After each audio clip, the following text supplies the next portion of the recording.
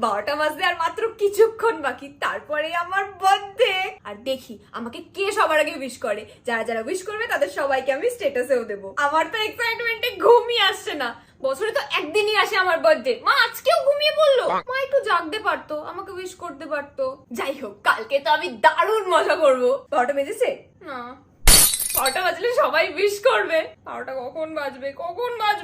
12টা বেজে গেছে। ফোন আসবে, এবার ফোন আসবে।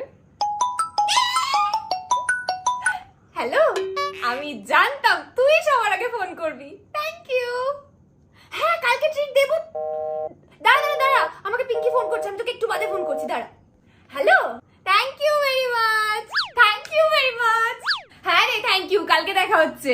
Thank you so much. বাবা, কত কেউ উইশ করছে। সবাইকে না থ্যাংক ইউটা ফরওয়ার্ড করে দিই, তাহলে আর লিখতে হবে না। মা তো, আরে মা, তুমি ঘুমাওনি? Happy birthday. আমি